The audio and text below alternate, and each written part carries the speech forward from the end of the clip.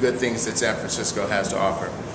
For too long and for far too often, District 10 is kind of passed over for benefits, and promises that have been made aren't necessarily conferred or bestowed upon the residents as they should be.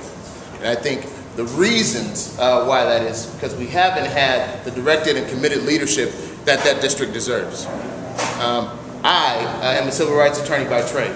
What I do on an individual basis and a day-to-day basis are make sure that folks' rights are not trampled upon by larger organizations or even municipalities.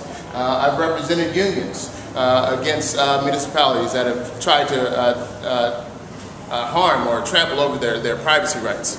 I've represented members of the LGBT community in discrimination cases and unfair employment and labor practices.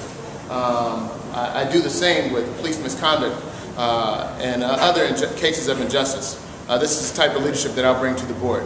On the board, I want to accomplish a couple things. One, I want to make sure that we have increased economic opportunity in the District 10. And what that means is this. That means making sure that folks in District 10 really have a meaningful chance at not only employment, but careers. And the way we do that is through by advocating, not only advocating for local hiring, but making sure that's a part of any agreements with new developments. We can do this. The community benefits agreement that people say they support is riddled with language that brings upon the same type of disappointment that has been existent so far. Things like jobs we promoted or appointed on a good faith basis. We all know good faith doesn't turn into a career, but there are ways that we can make that work for us. And it takes somebody who understands that contractual language and understands the political nuance behind getting the support for that contractual language to make the benefit actually happen. I do have that experience. That's what I do as a civil rights advocate. And if you don't believe our civil rights are under attack, think about some of the folks who, not even just in District 10, but in all of our city, when we talk about things like immigration reform, when we talk about things like, the proposal to deport people after they've been accused of a crime. Whatever happened to the presumption of innocence? I believe in it.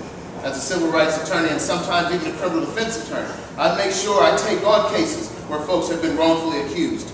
I worked with the Northern California Innocence Project, making sure folks that had been wrongfully accused actually got exonerated from those crimes. I was fortunate enough to be a part of those teams, and I'll bring that same type of advocacy to the Board of Supervisors. Back on the jobs and increase economic opportunity. I think there are other ways we can ensure that folks finally get what they deserve, their fair share, as I like to call it. We have to make sure that we actually combat the process or the phenomenon of recidivism. About 71% of all people who are convicted of crimes eventually recidivate within the first year. Within the first year. And part of that is because there is not a meaningful opportunity for those folks to get gainful employment after they have that on their record. I think what we need to do is make sure that we support programs like the District Attorney's Back on Track program, as well as the Public Defender's Mo Magic program, and make sure that there's created partnerships with local business opportunities to ensure that those folks have a meaningful opportunity at employment. We need to make sure we support programs like the Old School Cafe, Young Community Developers, and is it my time? Yeah, it's kind of great. Is it done? Yeah. Do you want to just have closing and then we'll move on to questions? Okay, very well.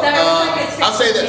In other words, I'll speed it up then. Check it out. We need to also make sure we increase our protections for our existing environment. A lot of people talk about increased parkland. However, we're willing to let the parkland that we have and people fought for so long ago be trampled upon by Lennar to build a bridge for a team that's not even going to be here. I think as well we need to make sure that we have more access to health care. I would advocate putting a member of the Board of Supervisors on the Long-Term Care Council, the organization that is responsible for making sure that the Board of Supervisors is advised thoroughly of what the community of seniors and disabled in our community really needs. I really need your support in order to make this happen. This is not a lone wolf operation. There's a lot of people involved in this race. but your support counts a big deal.